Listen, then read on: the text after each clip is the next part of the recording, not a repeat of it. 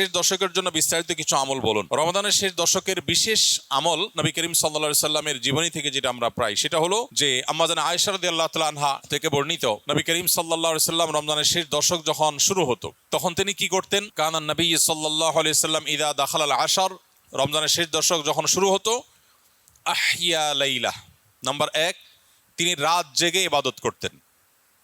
অনেক মুহাদ্দিসগণ, অনেক হাদিস বিশারদগণ বলেছেন এর অর্থ হলো রাতে তিনি ঘুমোতেন না শেষ দশক।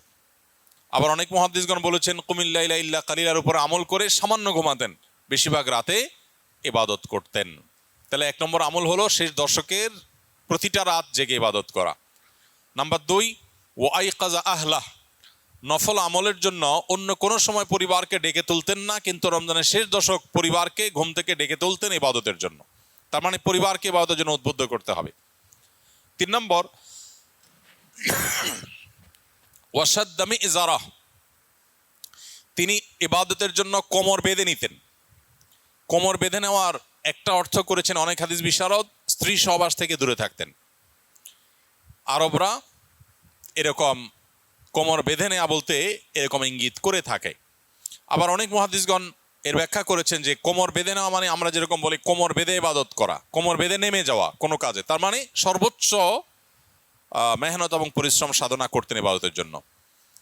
আর অন্য আরেকটি হাদিসে আসছে কানা ইয়াজতাহিদু ফীহি মা লা ইয়াজতাহিদু ফী গায়রি, নবীজি শেষ দশকে ইবাদতের জন্য এত বেশি পরিশ্রম করতেন, বছরে অন্য কোনো সময় ইবাদতের জন্য এত পরিশ্রম করতেন না। অথচ আমরা শেষ দশকে বেশিরভাগ মানুষ হয় গ্রামের বাড়ি যাওয়ার নিয়ে ব্যস্ত, গ্রামের বাড়ি যাওয়ার পরে বিভিন্ন বাড়িতে বাড়িতে ঘোরার, গ্রামে গ্রামে ঘোরার নিয়ে ব্যস্ত, আর শহরে যারা আছে তারা কেনাকাটা, শপিং ইত্যাদিতে ব্যস্ত। তো এটা হলো আমাদের শেষ দশকের অভ্যাস, যেটা হাদিসের একেবারেই বিপরীত। শেষ দশক হওয়া উচিত প্রথম দশক, দ্বিতীয় দশকের চাইতে বেশি ইবাদতে বেশি মনোযোগী হওয়া উচিত আমাদের শেষ দশকে। আল্লাহ আমাদেরকে তৌফিক দান করুন। রমজানের